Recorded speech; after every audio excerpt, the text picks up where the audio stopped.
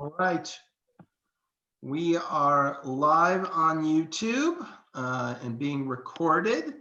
Dave, are you there? Can you hear us? We don't have video or audio for you, Dave.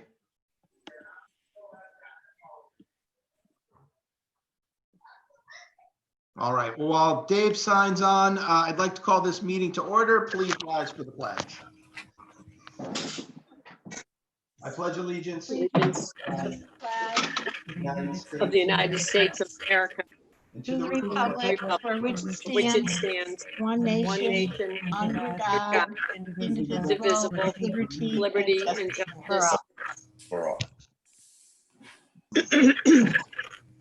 All right. That was absolutely not in unison.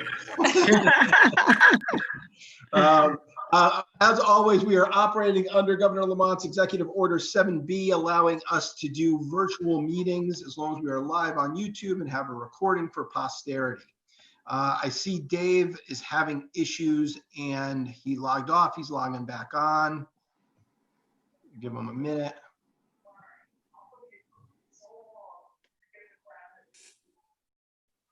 Dan, this is Darlisa. Is this a good time to just ask a couple plain questions?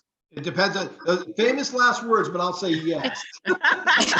Well, what I'm asking is, I was looking through semantic wise for Ruth Ann and I, for me, should we change all the word shalls to the word may?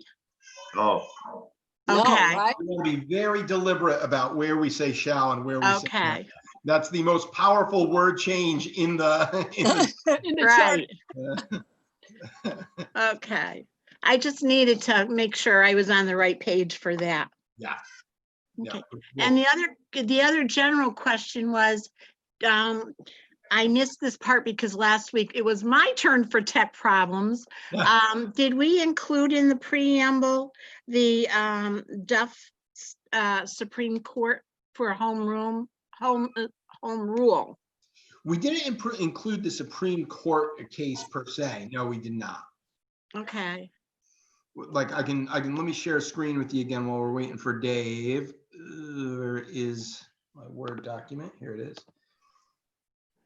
So the preamble, what we came out with was, there we go, was this. This is what I came up with for the preamble.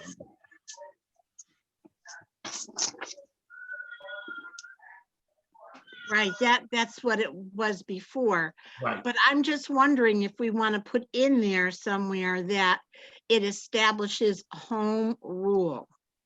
Those I think those two words are important to put somewhere.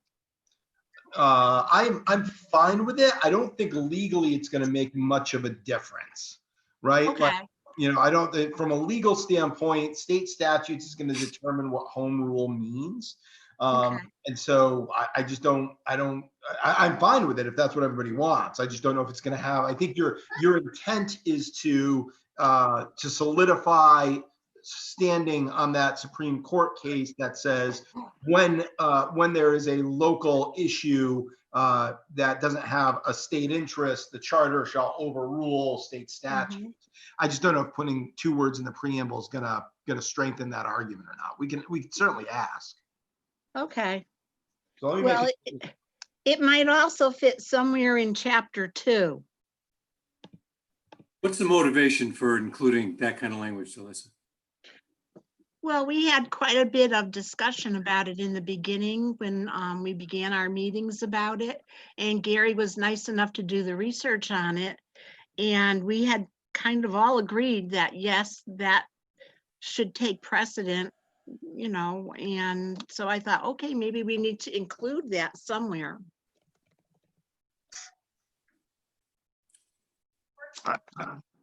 I'm not sure. I don't really know if we need it or not. I mean, I've been reading through, and I think we are covered in a lot of the sections without having it, but I had to ask because it was, a general question that I had, and it kept bothering me, and it was like, okay, are we going to put that in or not? And then, of course, on Facebook, my favorite Board of Ed comments, people are wondering about state statutes take precedent, and it's like, no, not in every case. So I was just wondering, that's all. Yeah, we can leave it as a question and return to it. Okay, so let's head on down to chapter. Dave's having a little trouble dialing in, I see, but we'll get started and he'll catch up.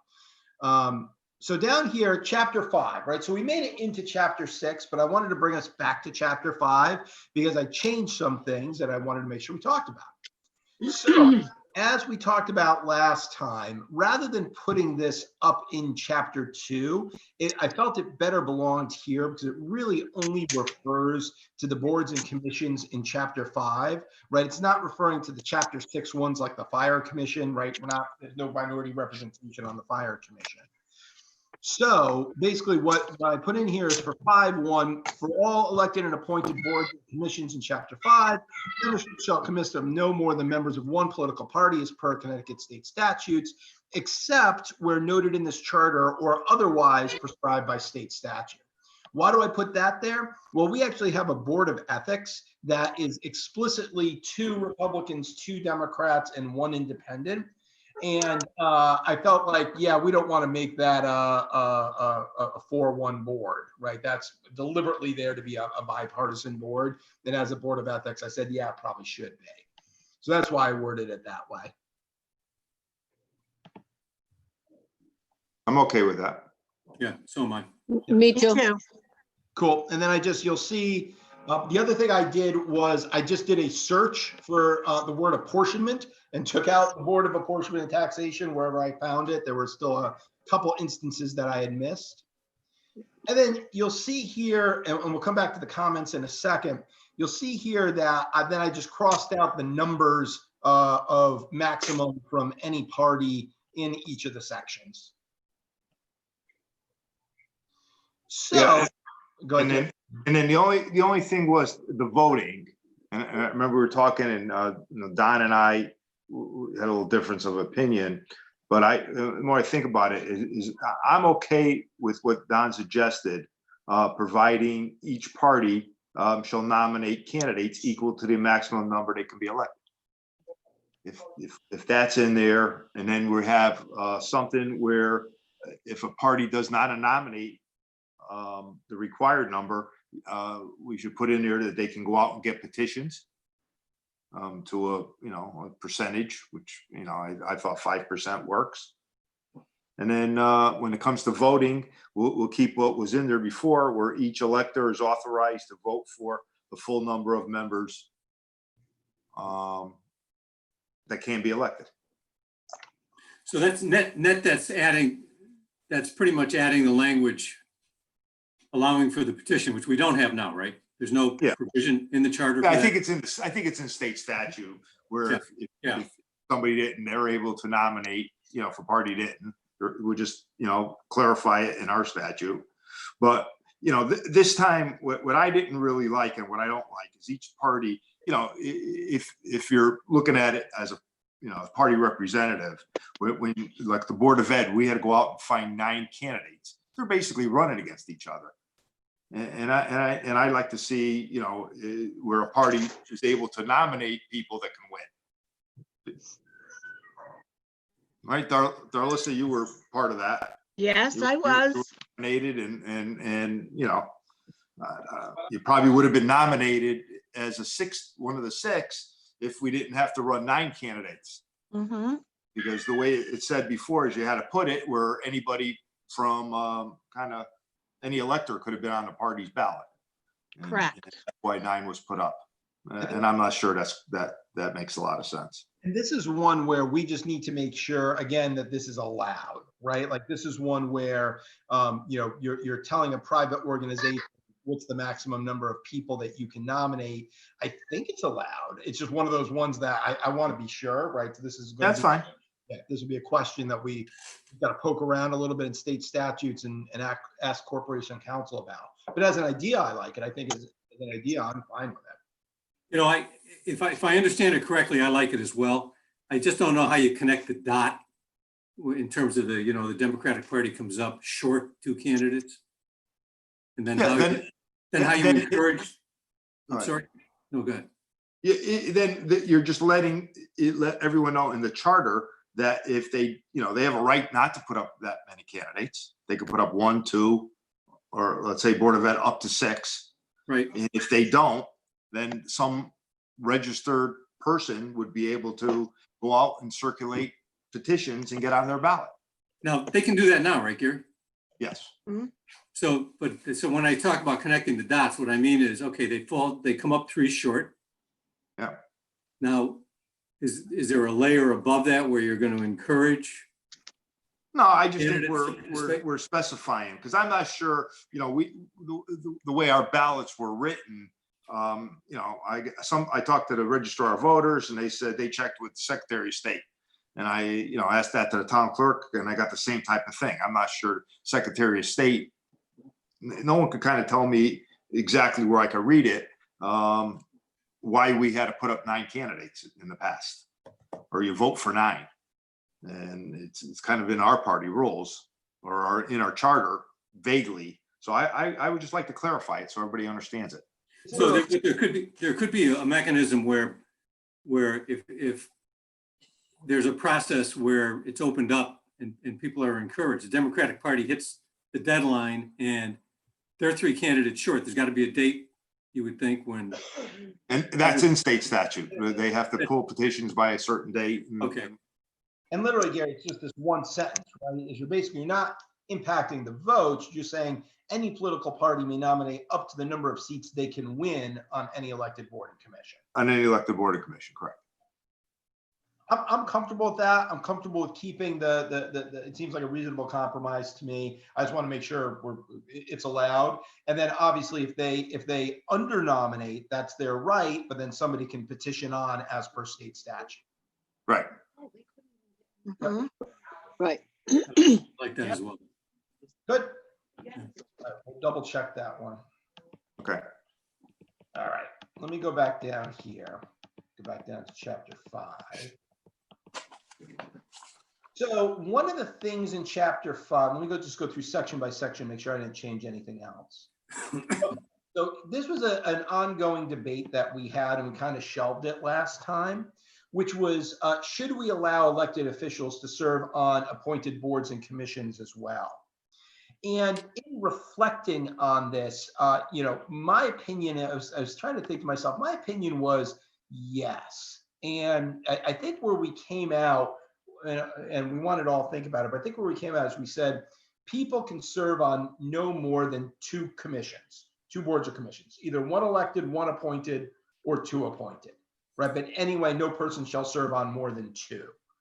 Is that where we came out? Is everybody like that, or what? Yes. Yeah, but I Yes. think if you're elected, you shouldn't be allowed to be elected to more than 1 board. One board. That does make sense. Yep. So let's do that real time. Let's just edit real time. So the member shall hold no other elected or appointed office within the city. Hi, all. Hey, Dave. Dave, how you doing? Hey, Hi, welcome. Dave. Dave, while you were gone, we've gone to a first selectman form of government. 15 minutes, you're gone. We've changed everything. Oh, no. What a day. Had to go to another computer. It wouldn't let me log in. Oh, geez. Delete this. Delete this. Okay. So then we're going to go down here. Sorry for skipping. And under general provisions, we shall say members shall hold no more than 1 elected municipal office and 1 appointed municipal office, or 2 appointed offices in the city.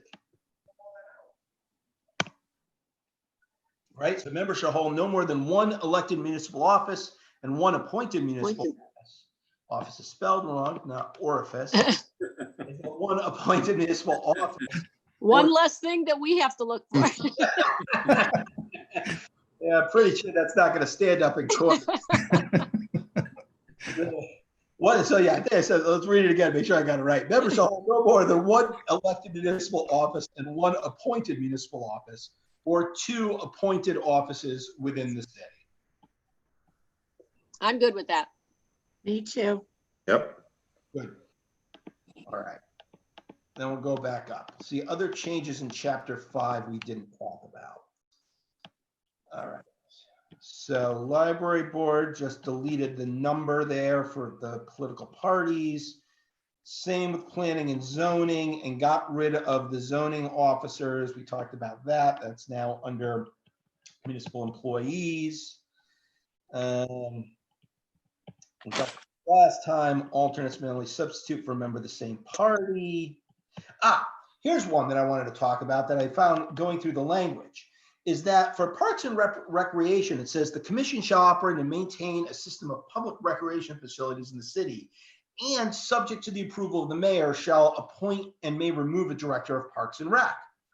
And I said, oh, if we're going to make this consistent, don't we want to make that a mayoral appointment as well? Yes. Yeah, I would think. Yeah. Yeah, definitely. Yep. So they move to mayoral appointment.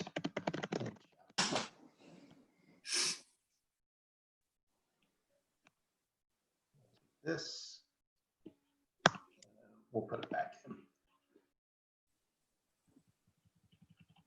And then I guess if you shall report to, you got the administrative assistant, which is, Yeah, which I haven't done anything with that yet because I have not gotten a chance to talk again with Jack and whether we're going to delete that or change it to chief. Change it, okay.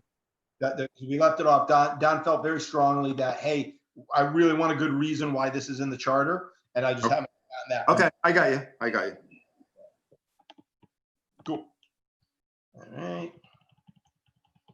ZBA, charter. Here's another one. With the Conservation Commission, the commission may appoint and remove a natural resources manager subject to approval of the mayor.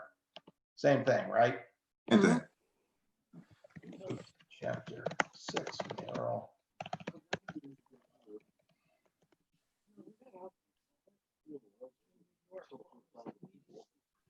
Okay.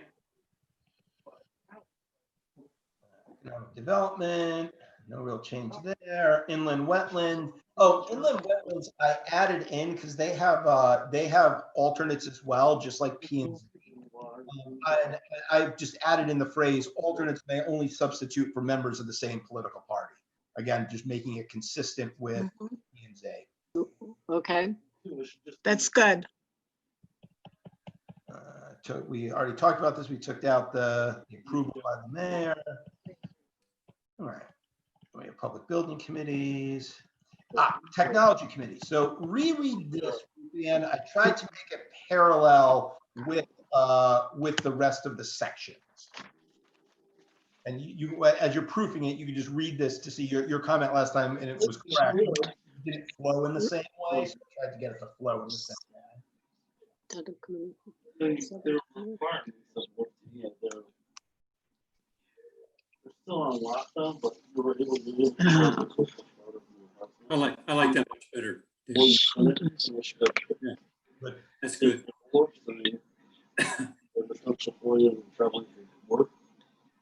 And obviously not forever hold your peace, but like if you're reading that, if it's not parallel, more than happy to make changes. Okay, move it around, okay. So as you guys are proofing it, make sure I wrote that parallel. And eliminating the party. Board of Ethics is the one where I left this language here. Board of Ethics shall consist of 5 members, of whom no more than 2 shall be from the same political party. And so I wanted to be explicit. I'm leaving that there because I think that's right. I don't think that one party or the other should dominate the Board of Ethics. Didn't we say 6 for that? Oh, no, not ethics. Okay. Yeah. Consists of 5 members of 2 shall be voted yes. Okay. I have too many people that have Two, done Michael. four.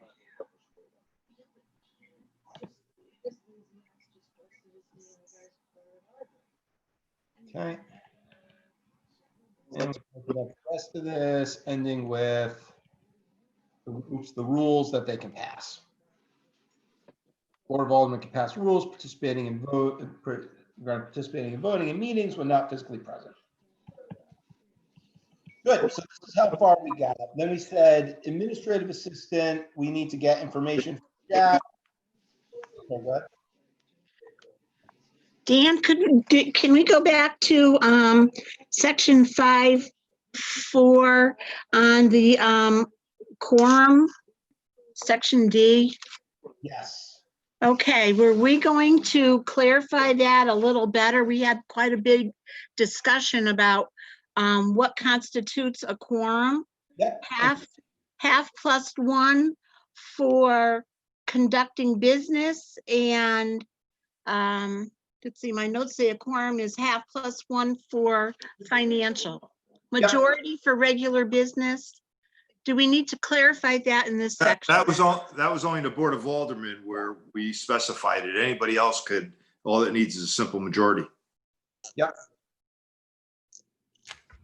So that language, Darlissa, is there, but it's back up under chapter 3 for the Board of Aldermen. Okay, but what do we do with the Board of Ed then? It's simple. You need simple majority, 5, to conduct business. Whereas the Board of Aldermen has a slightly higher standard. Right. The Board of Aldermen has the same standard as the Board of Ed, except when it comes to budgetary matters and ordinances, where you need at least 5 affirmative votes. Mhm. Right? For the Board of Ed can meet with 5 members and conduct business. The Board of Aldermen can do the same, except when it comes to budgetary and ordinance, where they, to pass anything, need 5 affirmative votes.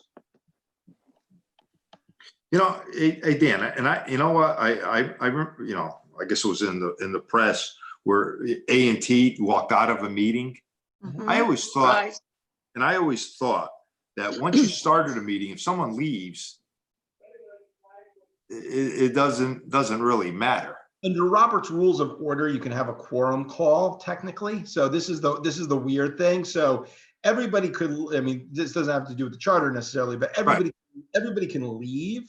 But then if anybody calls for a quorum call, the chair has to take attendance to see if there is a quorum present. So presumably, if everybody walked out of that room and nobody asked if there was a quorum, you can conduct business. But again, I'm not a lawyer. That's just what I know of Robert's rules. Right. So basically, the mayor was there as the 7th member, and then 3 walked out. It really didn't matter. They could have conducted all the business they want. That's how I would read it. That's how I would read it too, but neither here nor there for the charter, right? And I'm not a lawyer, so Corporation Counsel is the one who's best suited to rule on that. I got an opinion, but I got an opinion on a lot of things. All right, so we'll skip administrative assistant so I can talk to Jack. And then we got into, so this is where we left off. We got into other positions. So no real change to Corporation Counsel, no real change to City Town Clerk. Department of Finance, no real changes in personnel. We'll get to the purchasing changes later. Building Department, no real changes. Department of Public Works, no real changes. Health Department, no real changes. Public Safety Council. All right. Now we're into the police. I don't think we had any changes on police. Nope. Fire, we added in here at the end of the Board of Fire Commissioners. Each commissioner shall serve for a term of 2 years and shall be an elector of the city of Shelton. Right. Added that in there. Mhm. Didn't change anything else here. Fire marshal we left alone because of state statute said we couldn't move it. Medical service. And so here's where we're gonna have some new sections. And we're gonna have 2 or 3 more of these that I'm gonna need to write. is so planning and zoning, right? So now this is the section on different employees of the city. So planning and zoning, the mayor shall appoint and may remove a planning and zoning administrator. The administrator shall manage the department. The administrator, subject to approval of the mayor, shall appoint and may remove such other personnel as may be necessary, and may exercise the powers and duties of any office under his or her supervision, but shall hold no other elected or appointed office in the city. Hey, Dan, you sure you want to say that? The administrator gets to appoint any other personnel? Subject to approval of the mayor. Well, that's the same thing. The mayor appoints all the personnel. So if you had a director and then assistant director or some other position, then director makes those positions. I thought the mayor makes all. I think the mayor makes all department head is responsible for all department heads, but you really can't take the responsibility for entirely. For firing? For what? Well, that would be, like, we'll just use finance because that's not in here. You got director of finance. Sure. And then the director of finance hires everybody else in the finance department, or does that go through? Well, no, in other words, it's obviously if you've got a personnel department, they come into play, or if you got a chief executive officer, they come into play. But they could go out, they could let the position, they could perform the interviews, they can make the recommendations. I mean, that's. Okay. So this is where it's like, we can change it, but if you look at other sections, where like director of public works, subject to approval of the mayor, shall appoint and remove the city engineer, superintendents of highway and bridges, and the tree warden. So we kind of have this delegated power, but it's still subject to approval of the mayor. I know that. So why don't you, the administrator, subject to the approval of the mayor, may appoint and may remove other personnel as may be convenient to the operation of the department. Subject to approval of the mayor. Yeah, yeah, I'm fine with the may rather than a shall there. I don't know. Okay. I don't know. Essentially how it works. I think that. Essentially so there's how it works in charter and how it works in reality. So how it works in charter is to be parallel with the other sections, and we can change the other sections. It's basically mayor appoints the department head subject to the approval of the mayor appoints everybody else in their department. Right. In reality, the mayor's who's making the call. Final decision, yeah. I don't think there's any city department that's out there going rogue without talking to the mayor. Right. Okay. I'm okay with that, providing all that's in there. We're not allowing a department head to hire. Right. It's subject to approval of the mayor. Right.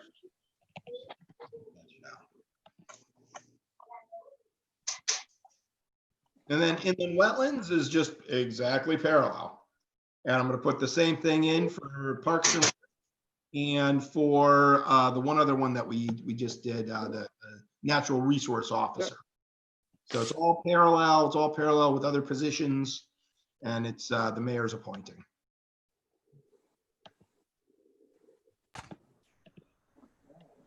And no changes. All right, now we're getting to some major changes in Chapter 7.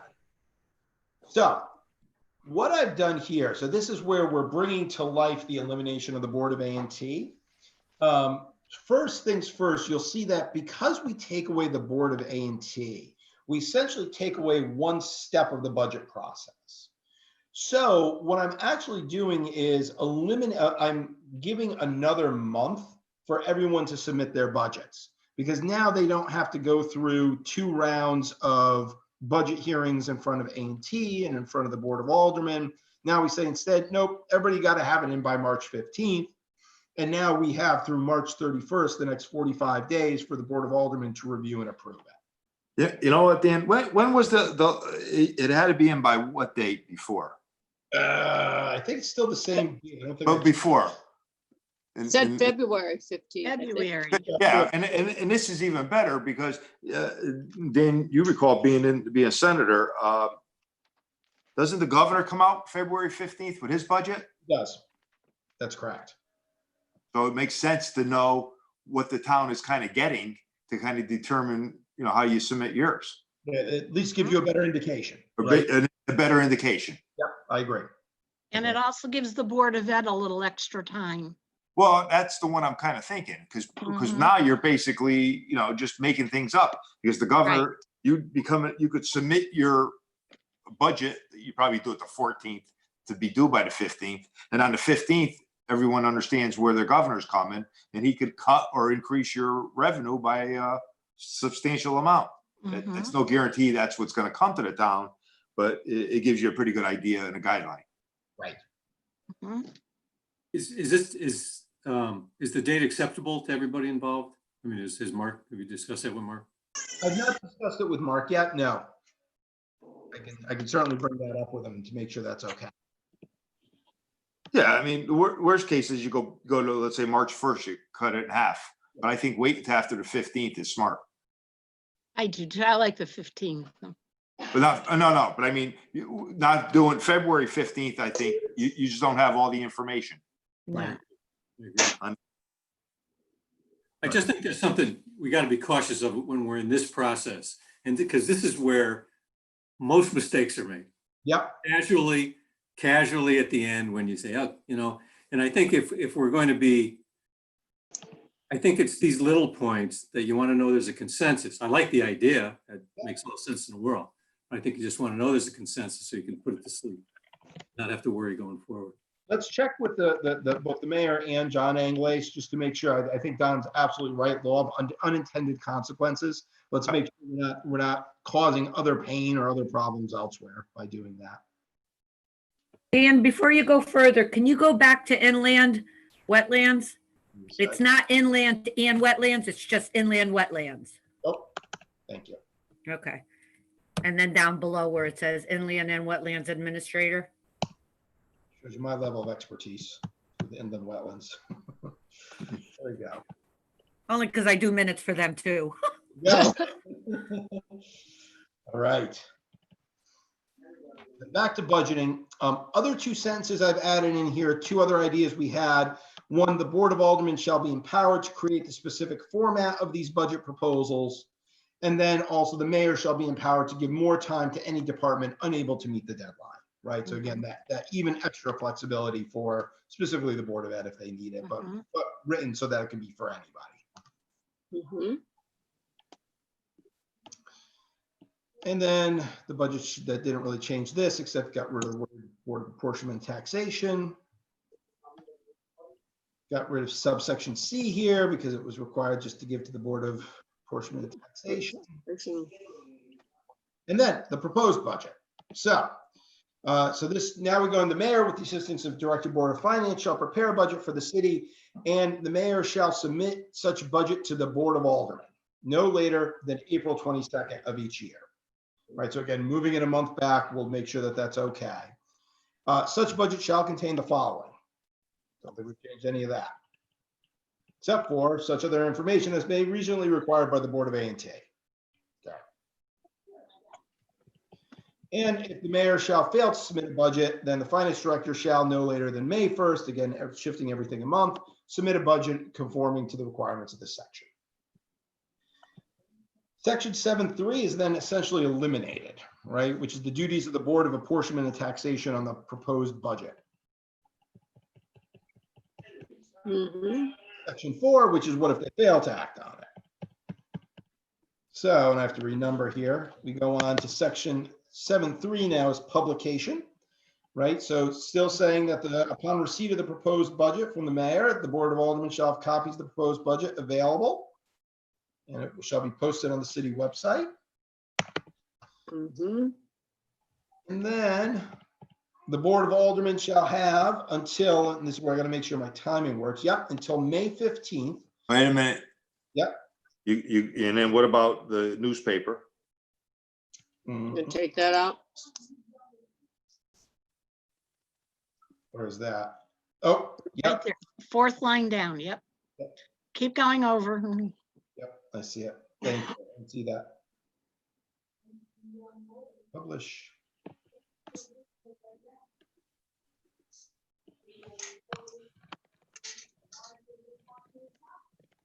You know, I don't care if you take out shall and put may if they want to put it, but. Yeah, I think how we did this in other places, we just said as per Connecticut state statute. Right, okay. And then we also say, and it also has to be on our website. But it has to be on our website.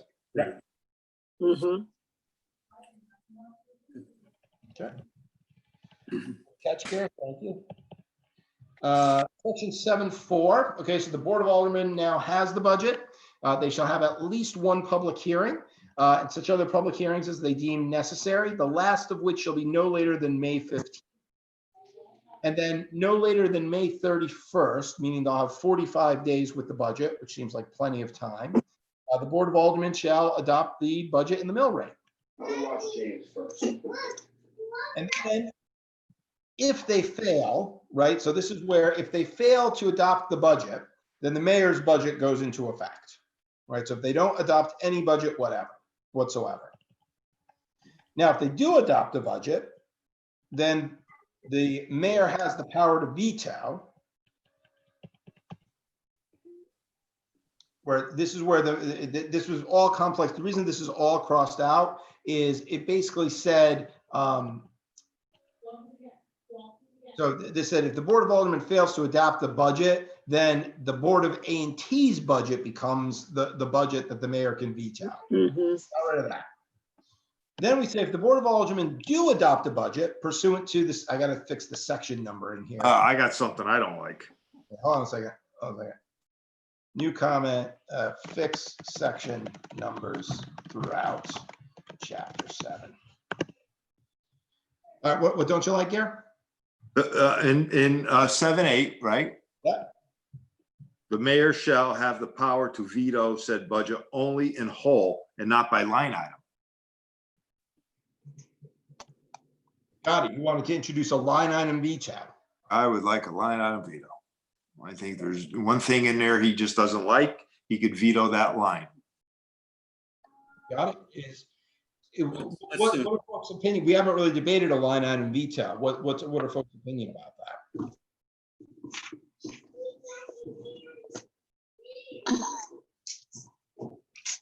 So by way of background, so line item veto gives the mayor or any executive the power to veto any specific expenditure in the budget. So for, I'll use a very practical example. The mayor could choose to veto the Board of Education budget and not veto the rest of the budget. And that would force the Board of Aldermen then to overrule his veto, or else his budget would go into place. Now that override is only by a majority, right? It's not a 2/3 majority for the budget to override. So it's not the mayor's veto here is not super powerful like the president's veto, right? The president's veto or the governor's veto triggers a 2/3 vote required to override. Here, and only on the budget, it's just a majority that's required.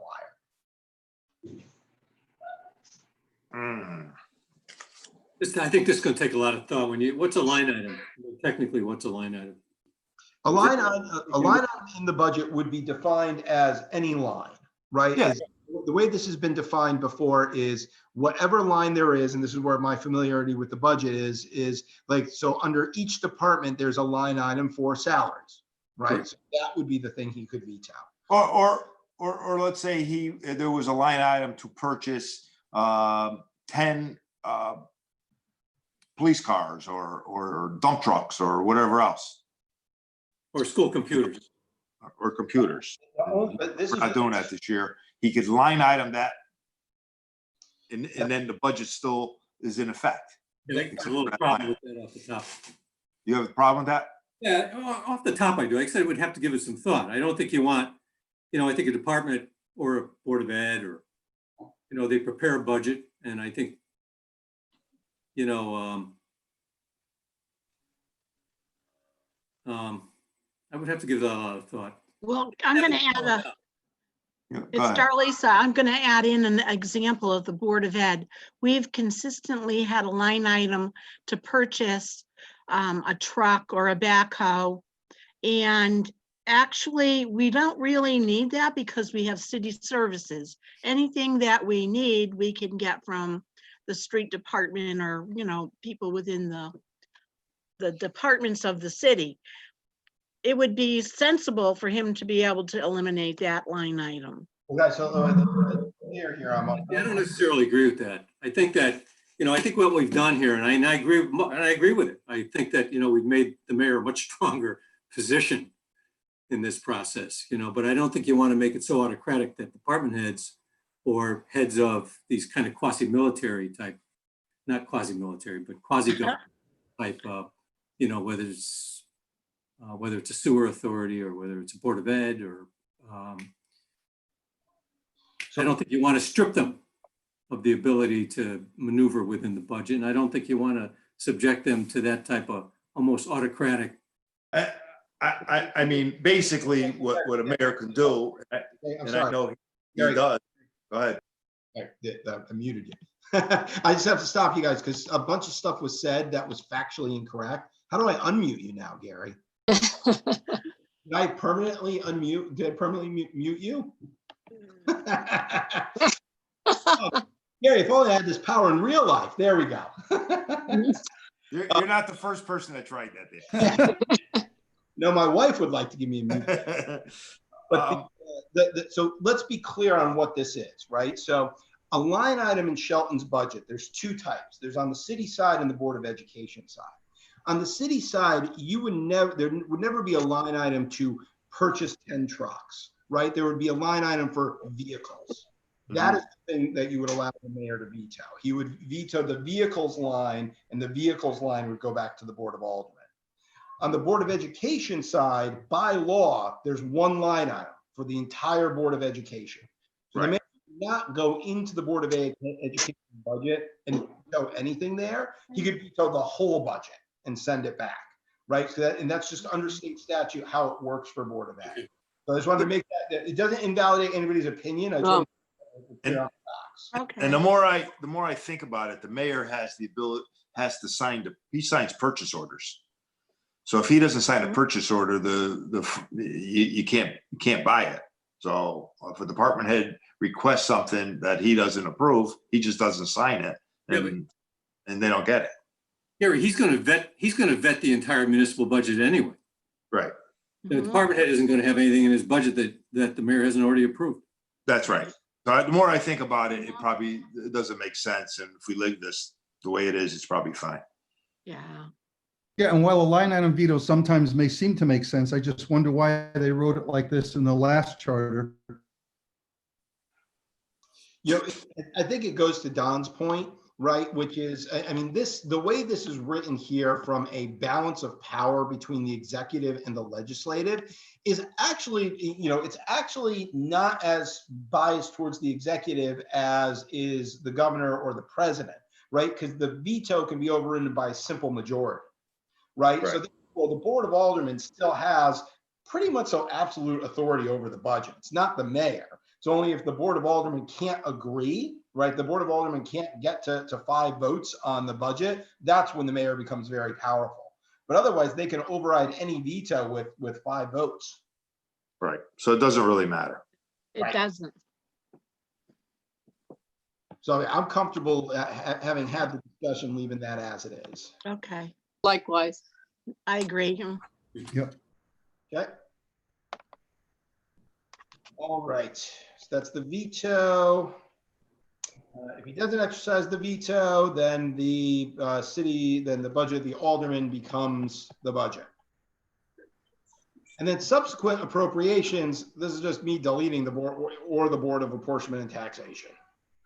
Right. The process stays the same, just the Board of A&T is not a part of it. Right.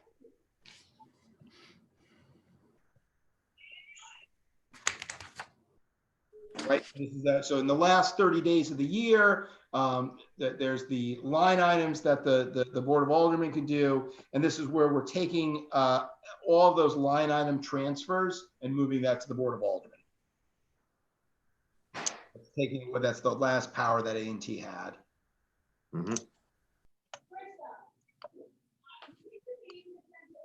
Deleting Board of Apportionment and Taxation, budget making authority. It's the Board of Aldermen. All right, purchases and bidding. So this is where we originally had these low amounts.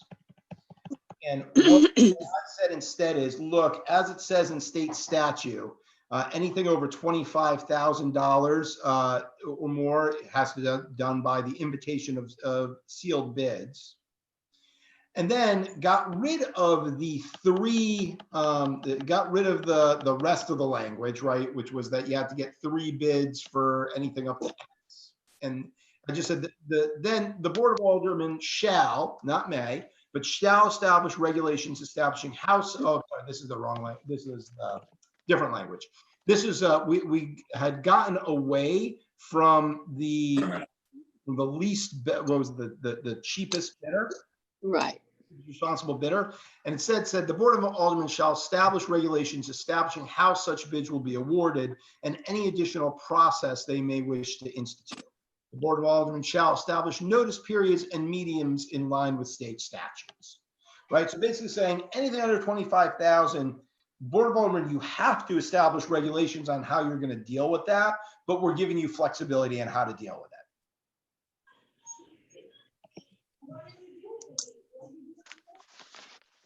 And so the standard of lowest responsible bidder, now that's up for the Board of Aldermen to decide how they want to actually, want to award that.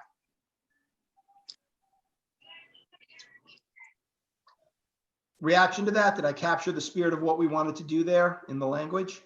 I think so. I think so.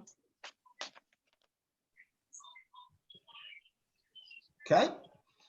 And then this is where I was going. And number 2 is that got rid of the old language. And then again said the Board of Aldermen shall establish a monetary level at which 3 written proposals for purchase of an item is required. Then the Board of Aldermen shall establish regulations. The Board of Aldermen shall establish regulations. Sloppy there. The Board of Aldermen shall establish regulations on how such bids will be awarded. Any additional process they may wish to institute. So again, saying that they have to set a level where they get 3 bids. What that level is from 0 to 25,000, they can determine. And they can determine how such bids will be awarded. Okay, Dan. Yes, sir. Now, as it pertains to this one in the previous paragraph, that language and any other process they may wish to institute, is that redundant? Or is there something you have in mind? Not anything in particular. I had, and maybe it's a definitional thing. In my mind, a regulation was much more around, hey, is it the lowest bidder? Is it just the person that we think is the best, right? Like, what's the actual criteria for selection? Whereas process was, hey, do you want to have those written proposals come in a certain format? I don't know, maybe as I'm talking about it, maybe you don't need it. Maybe you just say establish regulations. What do you think, Don? Is that striking you as redundant? It strikes me that way, but you know. No, this is where I'm, I wrote these things. I'm not wed to them. If there were any additional, less words is better.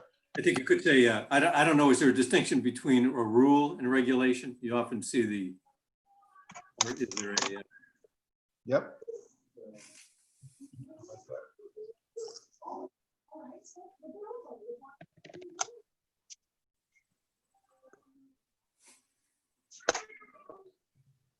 I'm good with that.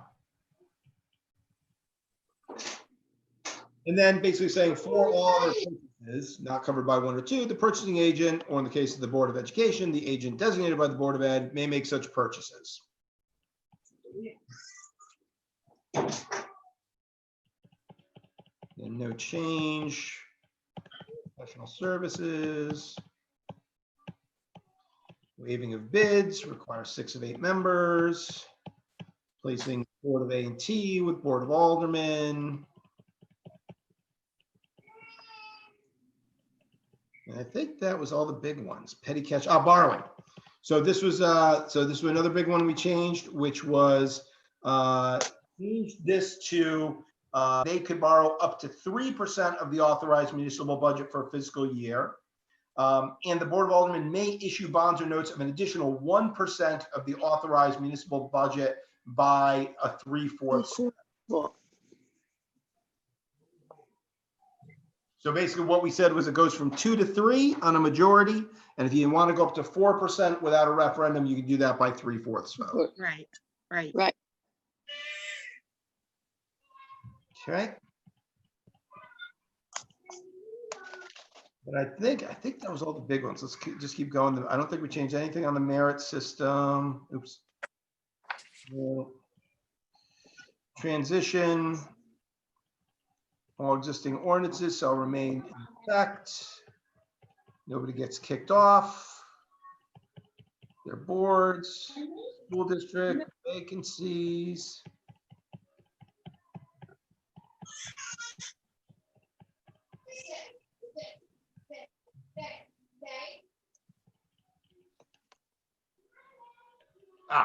This is another change we made in 962. So the vacancy that we said, so this was the one where we said, hey, what if the mayor doesn't nominate someone? We said basically that after 90 days of a vacancy on an appointed board, basically what will happen is the appointing authority is always the mayor here now. We would say mayor. Just make sure I'm being consistent. Unless the mayor, this is always the appointing authority. Actually, I want to leave it appointing authority because in the event of the fire commission, the mayor is not the appointing authority. Dan and B, you got the number 90, but you got the text of 60. Thank you. Good catch. Said 90. So basically saying that, okay, in the event that the appointing authority fails to appoint within 90 days, either the mayor or the remaining members of the board or commission may make a nomination. The Board of Aldermen shall then have 60 days to vote on that nomination. So this is the one that says, hey, if the mayor or whomever, because the mayor in most cases, I think the fire commission is the only one that he doesn't appoint. In the event that there is no appointment from the mayor within 90 days, the remaining members of the board or commission may make a nomination. That nomination then, just like everything else, goes to the Board of Aldermen for approval. And then if they don't approve it? Then it remains a vacancy. Then it remains a vacancy. Right. So as everything, every appointed board needs to be approved by the Board of Aldermen. This is just the mayor can still appoint after 90 days. It's just that, hey, if he doesn't, then, the remaining members of the board, if they have someone in mind, they can put their name up for nomination.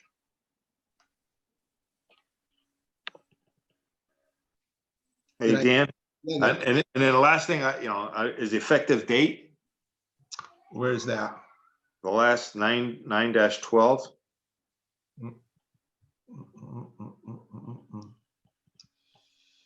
Yes. All right, if we're gonna elect them in November, they've taken office 14 days later, Yes.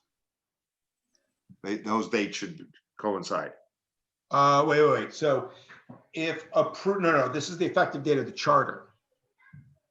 So if the charter gets approved in November 2020, the charter takes effect on 14 days later. The charter takes, Correct. so yeah, so the new charter, all the boards and commissions would be governed By this charter. Correct. by So the charter, so that they get sworn in on the 15th or whatever, whatever 21st or whatever date that is, 14 days after the election. not in 2020, they don't. They're not up for Oh, election. you're right. I'm sorry. You're right. Okay. My mistake. No worries. Yep. Okay. So that's it, folks. Those are all the changes to the charter that we made. Hey, Dan, you want to kind of talk about, I know I had a conversation with the chief of fire department and he had some other ideas and we spoke and kind of felt that, if he kind of thought there was some things, in his part that, as the city kind of grows as a more professional organization, there's some wording that needs to be changed. And we talked about that. We said, if we didn't want to, deal with that at this time, that a lot of these changes were kind of set in stone with the last charter. And we felt, and we all felt that they were, all good changes, But if he wanted to make a recommendation, our appointment is a 2-year appointment. And we got through this pretty quickly. If this thing passes, we could always do an amendment to the charter, correct? And then that board would be open to do that after January 1st, if everybody agreed to that.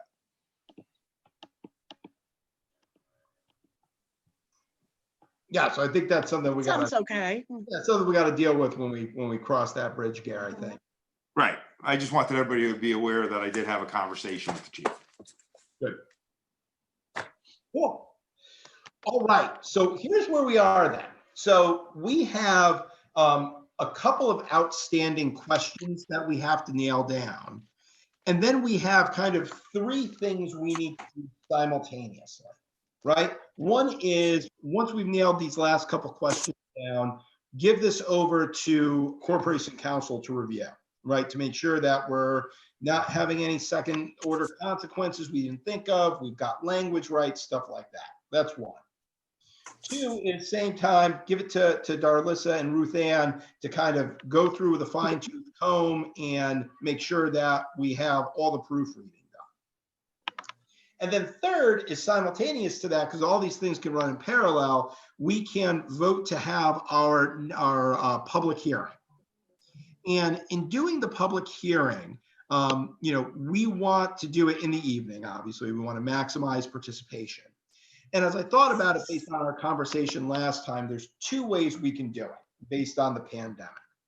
One way is we just do it live with social distancing, right? So we go to town hall, we're all there, you got to social distance, you got to wear a mask. And of course, anybody can submit written feedback and written testimony that we will all get, right? So you don't have to come if you want to give feedback. And in fact, we'll allow feedback to be given written at City Hall or emailed in, and we will all make sure we all get a copy of it. That's one way we can do it. The other way we can do it is we can do it on Zoom, where people have to sign up at City Hall prior to the event. There'll be a cutoff time for them to do live testimony. Obviously, anybody can submit written testimony, but there'd be a cutoff time of, say, 5 p.m. the day of. And they would get a passcode to this Zoom. And so only those people who signed up it would be able to connect to the Zoom. And then, I'm sure we'd have no problem, but I can mute people if they're talking out of order, and then let each person give their testimony. I am personally comfortable with either of those. I think it's just up to, what do you guys want to do? And do you want to play it on the safer side and do the Zoom? Do you want to try to get back to normal and go to City Hall? How do you want to do it? I prefer to, I think we should do it live at City Hall. Agreed. That's my first choice too, though. Do you think we'll have a big feedback? I mean, do you think there'll be a lot of people? There'll be more people than there were at the first one, if history is any precedent, because now that we've actually done stuff, right? Before we hadn't done anything. Right now we've done stuff. Okay. There will be people coming out to speak for or against the changes. I mean, there's public hearings. Planning and zoning holds public hearings. Yep. Not at night. Not at night. No. So right now, City Hall is not open after 2:00. Oh. So right now we can't do a night meeting because City Hall's closed at 2:00. Got it. So we don't know when that's going to be lifted. And then the other issue that I'm going to throw out to you guys is, if you want the public's input, how are you going to have this available for them to view it? So what we'll do is, once we have the draft V1, right? So once we've completed all our questions, it doesn't have to be perfect, right? No. Right, that we're fixing, Corporation Council's reviewing it, but we have a V1 that contains the content of our changes. We could post it on our website. Okay. Available in City Hall for people to pick up and view. So that people want a hard copy, they can get a hard copy. If people want to look it out on the website, they can look it up on the website. So I think that as soon as we have the V1, and I would imagine we would want it to be up there for at least a week. I think that you only need 48 hours, but I think we would people before the public hearing. Yeah. Agreed. So given that City Hall's closed at 2, thank you, Sabine, I thought that. To me, doing it at night is more important than doing it live, only because I think more people can show up at night. They're not working during the day. What do you guys, Gary, what's your reaction to that, given the fact that we have? Is there a way of doing a hybrid?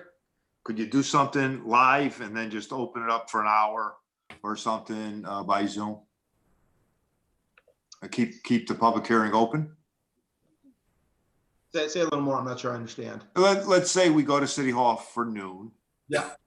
Have a public hearing and then offer it by Zoom if anybody else wants to come on, from 7 at night or something like that. So we could have 2 public hearings. We absolutely could. We could have one public hearing that is during the day and live, and we do one public hearing. They technically be 2 separate public hearings, but that evening at 7 on Zoom. We can definitely do that.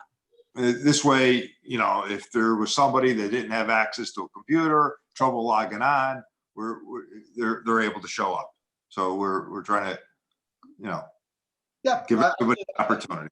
trying to maximize. I like that. Are protocols in place for a live meeting right now? Yes. Yeah. I believe so. Yes. We'd have to get the auditorium, right? We need the auditorium to do it. We're all going to be spaced out. They're spaced out. They have the ability to do that. All the chairs, and I guess they're only allowed to have 25 people in there. Right. Number limitation, yep. And they've been doing this through other boards or whatever, live Yeah. ones? Yes. Okay. So good. I'm comfortable with that. Me too. We want to pick a target date to do that. Let's see, calendar-wise, we probably need one more meeting, right? So I want to take one more meeting with just us to answer all these questions that we have. There aren't any big ones; they're all little ones, but I want to answer them. And then after that, publish it, give it to Dallas and Ruthann, and give it to Corporation Council. So if we did that on Monday the 8th, and it got published on the 9th, then we do our public hearing the next week, whatever day we want it.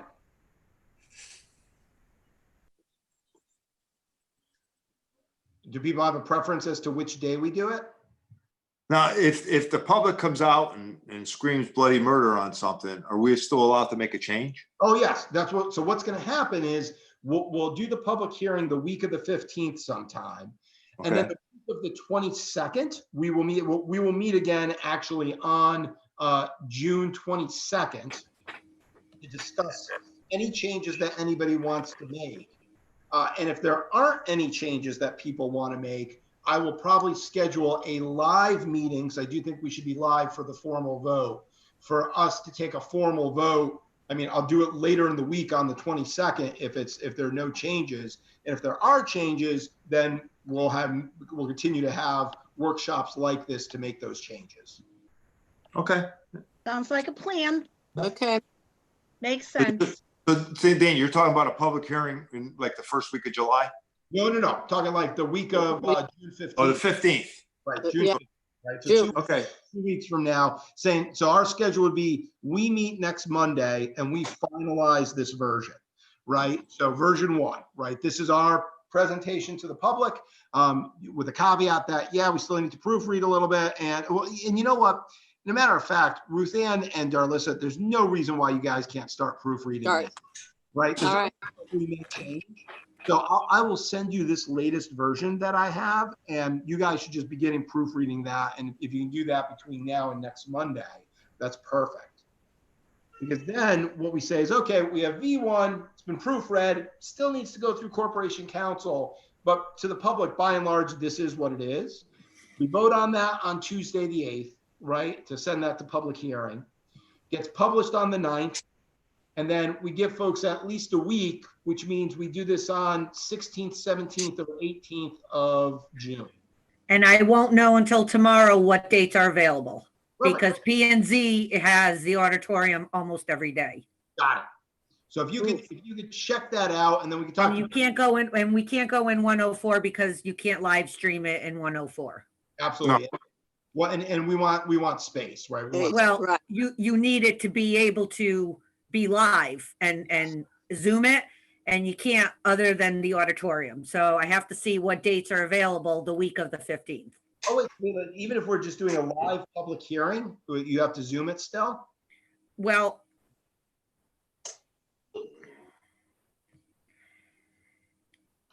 because it's executive order, I don't know. I don't know because it's still running under executive order right now. Yes. Okay. So, I don't know the answer to that, Dan, other than I think it's because it's a special and it's because when we scheduled charter revisions and I had to get the dates for all those months, I had to do it where it was 7 o'clock via virtual on Mondays. Right. Now we're changing it and it's going to be a public hearing. Right. So, do you want it live streamed or not? I guess if you don't, then we can go in 104. But No, 104 is not set up with social. No, I distancing. mean, I think you either got to do it at the auditorium or book it at, maybe the auditorium at the intermediate school. That's a big room. Yeah, it is a big room. I actually like that idea. But the schools are closed. So you can't have them there because all Board of Ed is doing Zoom. They're not having meetings at the schools. If the Like building, everything's closed. So it's like you can't go to a school because it's closed. You can't open it, don't open it. You can't open it for a meeting. Yeah, but I think so. Here's what I think the proposal is then, Sophia. It is so there are two public hearings. One Yep. is live, one's on Zoom. The one that's live is at noon at City Hall, and it's in the auditorium, right? And so he's got to find a day that works for the that the Planning and Zoning Commission isn't in there. As well as for you guys. Okay. That's right. Yeah. The 18th is out for me, so just a moment. okay. Okay. So Sophia, if you could come back and just check if like 15th, like my preference is to do it like on the 16th or the 17th, but if, you tell us what dates are available. Right. I have an issue. I mean, it doesn't matter. I mean, I don't have to be there, but I work Mondays and Tuesdays at the town clerk's office and we're open 8 to 2. So and I'm by myself. So it's not like I could leave for an hour. So let's target process elimination Wednesday, the 17th. Okay. Let's see if we can get the Auditorium. auditorium, and then as soon as we finalize this, we'll start a sign up list for anybody who wants to come on Zoom. I mean, we don't have to do it at 12 o'clock. We could do it at 10 o'clock, right? Yeah, well, I'm saying 12. Yeah, if there's a conflict with the P&Z and they're there at noon, we could do 10. Absolutely. Yeah, unfortunately, they have it from 10 to 1 or 2. Every day? Pretty much. Yeah, but are they really there, or did they just book it? They're there. They're there. Wow. They're there. Well, I Don't don't they know. have- I'm just emailing myself at work tomorrow so that I'll have an answer for you all in the morning. Awesome. God bless Okay. Ruth Parkins and all those other folks who are doing that. Yeah. That'll work. All right, gang. So then I think we have a plan then. So we have a plan we'll meet again next Monday in workshop to finalize version 1. We target publishing on Tuesday the 9th. We then, and Sophia, we'll have both the cross-off version and the non-cross-off version available for people to depending on what they So want. they can see what the difference is and then what it will read. So yeah, we'll do like strike through on the top where it's like just like insert and just say strike through copy, and then you do clean copy, and then this way they can figure out what it is. That's right. Figure out what they want to read. And so publish on the 9th, target public hearings on the 17th to be confirmed based on availability. Then we will meet again on the 22nd in workshop to determine if there are any changes to be made. And at that workshop, we'll determine if there are no changes to be made, a date to vote on it live, or if there's additional workshops needed to work through stuff, we can do that as well. Sound like a plan? Yeah, and it's Sounds like a Sophia, plan. when does the alderman have to have it in by? They need it by July so that, July 1? well, by mid-July the latest, because they have 30 to 60 days and then it's gotta be, we have to send it to the state to put it on the ballot in September. Okay, so they got plenty of time. Okay, Yeah. we're good. We're good. It's not, the date I always had in mind was July 4th, that if we got it there by July 4th, they got plenty of time. Yeah. So, Okay.